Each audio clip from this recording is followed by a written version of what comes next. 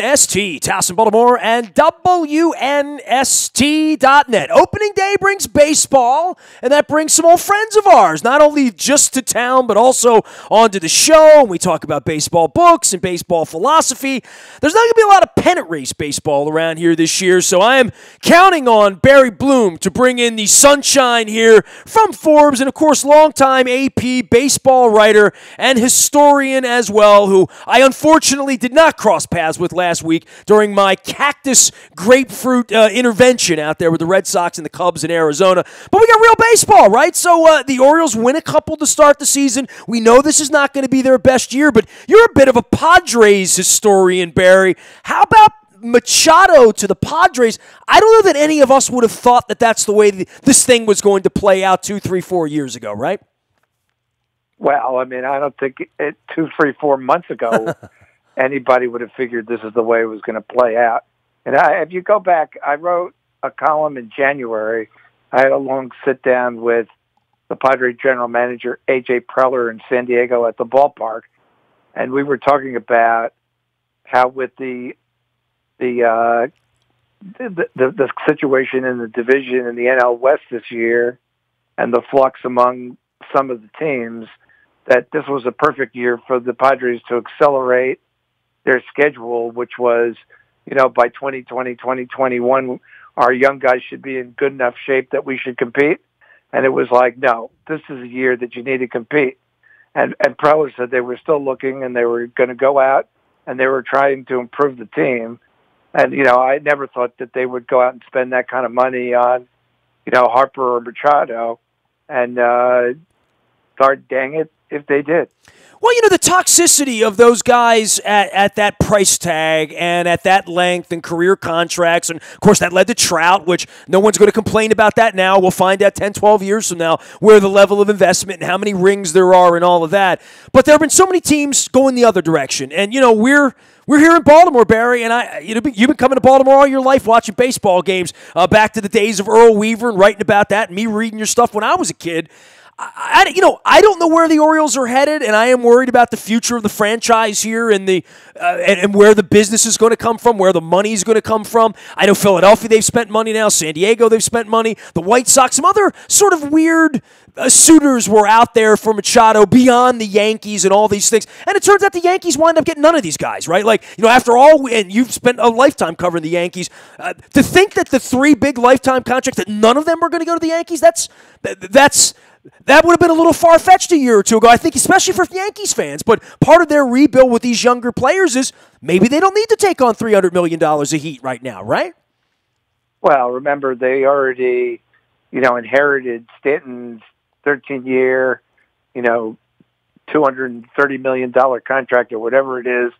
So they've already got one of those on the books. So I think that if they hadn't made that trade for him, then, they might have considered going out into the open market for one of these guys. But really, as you looked at the weekend with the Yankees, their frontline pitching has been a question for a number of years. And, with Severino out, CeCe to me is about through anyway. They're at a shortage of starting pitchers. They added Gio late, so who knows when he's going to be ready to even pitch. And you've got Severino maybe back in May. And, now they're talking about doing a bullpen game. I mean, really, for the amount of money that the Yankees spend on players, it's, as we say in Yiddish, it's a shanda. Well, and then they lose a couple games to start the season. Stanton's going on the DL, the IL, or whatever the hell they're calling it this week. And, the Red Sox sort of out on the West Coast being nice and sleepy to start the year and all that. We're not in a pennant race here with the Orioles. So we're not going to have pennant race kind of conversations around here, but they certainly are in other places. And for the teams that have spent the money, the teams that have come on, I mean, like the Atlanta Braves and the Phillies spend the money, there's going to be a little bit of a turnover here. There's some teams that are sort of coming after it, but no one more than the Padres. Is it a good investment in your mind? I mean, you cover the Padres. You're writing a book on the '84 Padres. I got a closet full of Padres stuff. I've watched Machado's act here. I don't know that is some sort of magic elixir for that franchise. And I know they're doing everything they can do to capture the imagination. I went out and ate my sandwich at the Tony Gwynn statue a couple days before Christmas, Bear. I was out in San Diego because the Ravens were playing the Chargers in Carson. And I said, I'm not going to Carson. I'm going to go hang out in San Diego for 2 or 3 days, which is what I did. But it's now sort of a one-pony town there. And for them to shine and to get people downtown, maybe this is something they needed to do. But I don't know that they're going to win a World Series because of Manny Machado. I mean, I can't see that right now, but I can see that if I'm a fan and I live there, I might be more inclined to buy a 13-game plan or to take out my old brown and yellow and make a go of it again because the Chargers aren't coming home. They're in a unique market in a lot of ways. I think the Padres are. Okay, well, let me break that down into a number of areas that you touched on. I mean, number one, I think that the Manny thing was very much like, going back to, what I'm writing about in my book, cha-ching. It was much like signing Garvey, in 1983 after the 82 season, which, he was a much older player. It was the highest contract in club history at the time. It put the franchise on the map. And, Garvey in 84 gave them the greatest moment in San Diego sports history with the home run that he hit off Lee Smith to win Game 4. And then they went on and beat the Cubs in Game 5 and won their first NL pennant. So Garvey paid off for them. But it was just really, putting the franchise on the map, getting fans interested. They were only like an 18-year-old club at the time. Now it's their 50th season, and they've been a forgotten entity for over a decade since they let Bruce Bochy, go to San Francisco. So, I mean, they've had 2 500 seasons since then, and none since 2010. So I think what their idea was, I mean, they started this with a $144 million contract they gave Hosmer last year, and then they invested the money with Manny, who's a kid. So, I mean, you're going to see, and I noticed with Manny, talking to him and watching him in spring training, that now all of a sudden, all of this is behind him, and he is now taking the role of the young veteran on his shoulder. And really, he and Hosmer had a lot to do with the Padres putting Tatis on the roster this spring, rather than sending him down to the minors for 3 weeks to reserve that extra year. The Padres decided we're going to go for it now. And they are. And so to your point, it's a single major league market. I think it's the only market in the country that has a baseball team and nobody else. Nothing else in any of the other major sports. The Chargers, no matter what people say about it, you're going to have people in San Diego that are going to be upset for time immemorial. But a lot of them quietly drive up to Carson and they watch the games. It's not that far away. You drove it. It's less than 100 miles away. So you could make a Sunday in Carson or in a few years, a Sunday up in Inglewood in what looks like it's going to be one of the most spectacular football stadiums in history that the Chargers are paying $1 a year in rental for. I mean, Spanos made a great deal for himself, and nothing was coming in San Diego. Well, there's no doubt about that. What anybody said. I was at the Tagliabue presser back in '99 where he said, we're not going to have any more Super Bowls here, or 2001. Right. We're not going to have any more Super Bowls here. And they didn't. And now they don't have a team anymore. But which makes it, I think, incumbent upon the Padres. Right. Maybe we shouldn't be so shocked about this, especially given where they are. There's other issues here.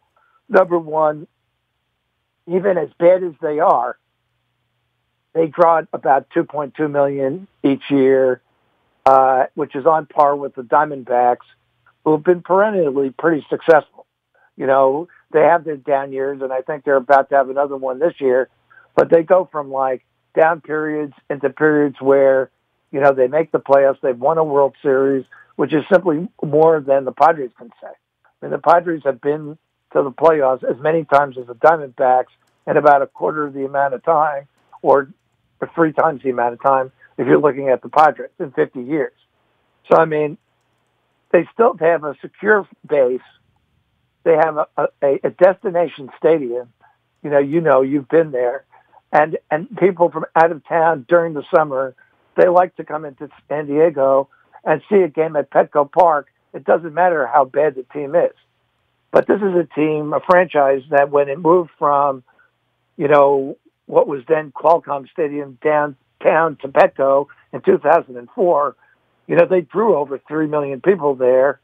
And then they went to the playoffs in 2005 and 6 and lost a play-in game to Colorado in 2007. And then the team got broken apart. But, if they go over and they are competitive, they will draw over 3 million people again. There's no doubt about it because San Diego's a bandwagon area.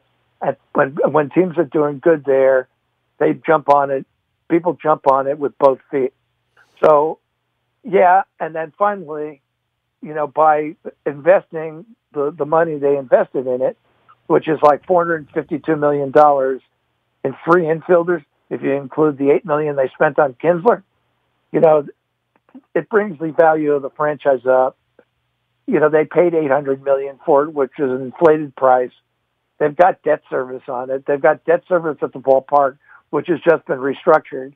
But if they sell the Padres at some point in the future, this group is going to probably double its investment. So you look ahead for everything. And back to, what you were saying about the Orioles, there's no team in Major League Baseball that doesn't have the money to do this. The Padres absolutely proved it. And you can go out no matter what your level is. San Diego, by any extent of the imagination, is a small town market with the Pacific Ocean to the west, the mountains to the east, Camp Pendleton to the north, and Mexico to the south, and it's never going to change. There are no Fortune 500 companies in San Diego to rely on to buy tickets.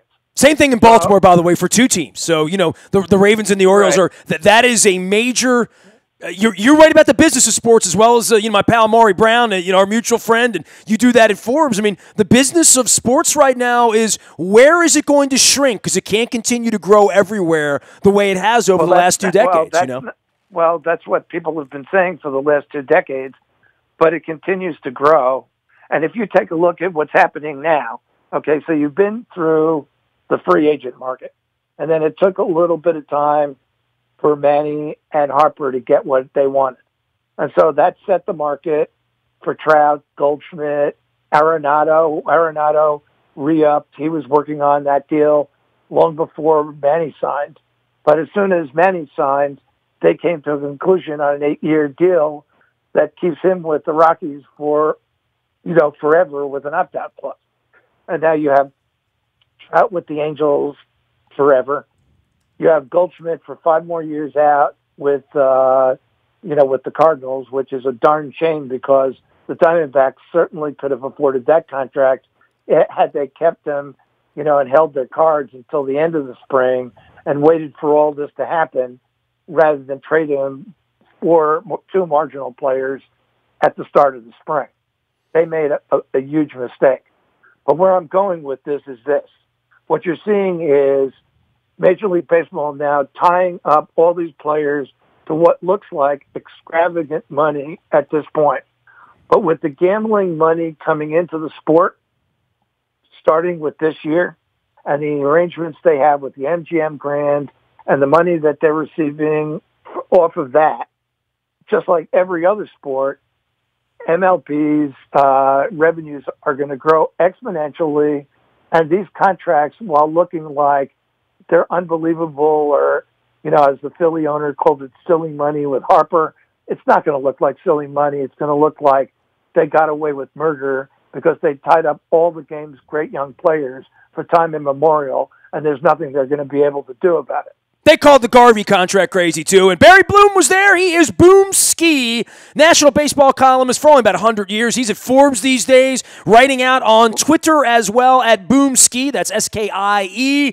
And is a great follow out for anyone that loves the grand old game. And we love the grand old game. We got an opening day here in a season where no one is giving these guys any respect. They win a couple of games in New York. They're dousing the manager, the pitcher, all that stuff, and celebrating. 45 wins last year. I would bet the over on that just because it's hard to win less than 45, and you know that, Barry. But I don't know where they're going with what they're doing with a team full of quad A players and nothing really marketable about the team other than building at the minor league level. From the business standpoint, I don't know how long that's sustainable here.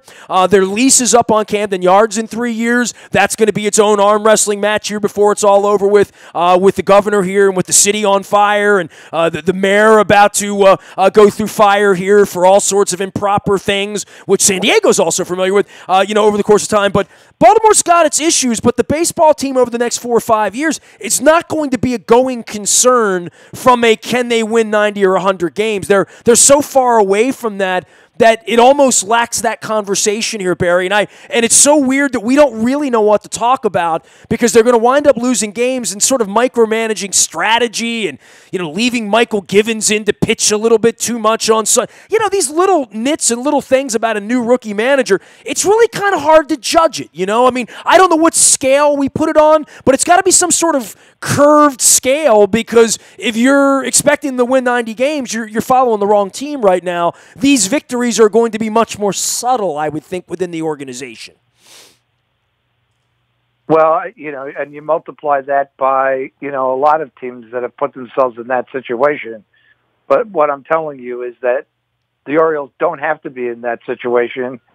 And, where you mentioned that, the Braves have spent money in going with that's not what people down in Atlanta are saying. I mean, they took a club that had better than expected season in last year and didn't add anybody to it. Well, the old Braves would have signed Machado, right? Or would have the Ted Turner Braves would have chased somebody, right? Literally. Or they would have gone to, they would have re-signed Kimbrel, or they would have added Keuchel, in areas that they really need. That's the areas that, like the Yankees could have needed to sign a guy like Keuchel, but for whatever reason, Keuchel has decided to price himself out of the market, and they're not paying pitchers like that, and they're not signing pitchers to long-term contracts like that anymore. And that's why Keuchel and Kimbrel are still sitting out there, and James Shields, for that matter. Boy, they're allergic to you if you're 30, right? If you're 30 years old, it's over. I mean, your sell-by date has expired, right? Well, look what happened to Adam Jones. We saw that, and I'm still – that's the problem with the industry. And Barry, you go back 2, 3, 4 strikes here, back to free agency and back to Mark Belanger and, Andy Messersmith and the tough guys of the 70s. To me, and being a Lords of the Realm guy, this is the new ownership saying, Bryce Harper, Manny Machado, they're going to walk a picket line for their brethren. These guys are going to walk out making $3, $4 million a year. I don't know. I mean, they're going to test the union again, and I know – I remember the drum beats of war for most of my lifetime, quite frankly. Been a little while since we've had a labor war in baseball, but you and I spent most of our lifetime covering that. Right, but it was at a much different level than it is now. And I think that, the guys who run baseball don't want a labor war again because it costs them and it costs everybody too much money. And I think the fact that they're now sitting down to open negotiations 2 years before the basic agreement expires is a good thing, because I think both sides recognize that the deal that Marvin Miller and the owners put together back in the 70s it really needs to be done. It's arcane. So, I mean, they have to look at things like what they're paying in minimums to the younger players. And if they're going to a much heavier view of the younger players, then they need to pay the 1 to 6 year players a lot more money if they're going to phase out the guys who are over 30. So, I mean, to me, it's easily fixed by raising the minimum from 500,000 or 550, I think it's where it is now, to 1.5 million, and then have it accelerate over the course of those years, and somehow, give up the arbitration dates to earlier free agency, so that guys are not, stuck in this situation.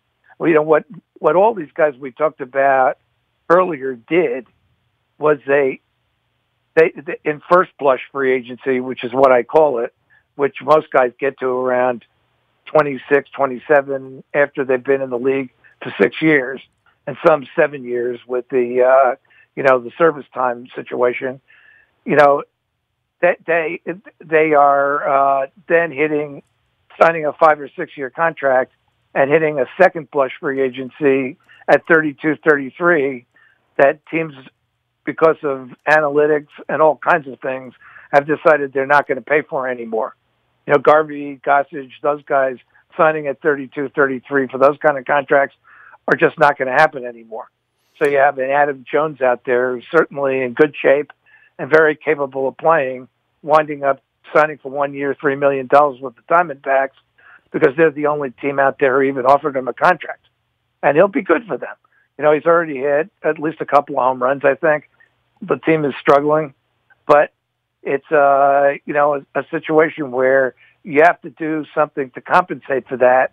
And remember, because you were back there, the owners are the ones who put in the arbitration system, because they were, basically tried to stay ahead of free agency by adopting arbitration, and then they wound up having to institute free agency anyway. And Marvin Miller, the Grand Poobah union leader at the time, didn't want the market flooded with too many free agents, and he agreed to the 6 year free agency. And while that was good in 1976, it's not good anymore. And they just have to come up with a completely different system. Well, I mean, you and I could sit here and argue, and if we would have known each other in the 90s, we would have been arguing about, a salary cap and socialism and everybody spending the same amount of money and a salary floor, which would have benefited everybody. I mean, there would be no tanking if all the teams had to spend $125 million, because, to your point, they have it. And it would make the game better, it would make the structure better, it would make the league better. It certainly made the NFL better, across the landscape of the last 25 years, because you sort of have a fair fight, unless you're a Cleveland Browns fan. But you know what I'm saying. Barry Bloom is here. He is Boom Ski out on Forbes. You can follow him. You can follow him on Twitter as well. He is a grand old sage of the game, doing all things baseball, writing a great book on the 84 Padres. And as a guy, by the way, Barry, who has a 1984 Padres jersey in my closet, I am looking forward to reading the writings of you and Ballard Smith and Greg Nettles and Lord knows whoever else was on that team, Garvey, all those guys from that era. Always a pleasure to check in with you. I hope we can talk some baseball when the Orioles are 39 and 61 or whatever they're going to be by the middle of May or June, and I will definitely stay in touch, and hope to see you at a ballpark with a beer and an ice cream and a hot dog like we did last summer. It was a lot of fun seeing you at the All-Star game last year, man. Yeah, me too. Be well. Barry Bloom at Forbes. He is Boom Ski with a silent E. That's silent on the end of the Twitter there, and out at Forbes.com. You can find me out on the BuyAToyota.com Audio Vault 24 hours a day from anywhere in the world on your mobile device. Talking some baseball to honor opening day in the Orioles. Certainly talking some NFL draft, as well as anything else that's on our mind, and launching our Baltimore Positive initiative later in the month. It is April, and I'm no fool. We are WNST.net, AM 1570, and WNST. Towson, Baltimore, and we never stop talking Baltimore sports.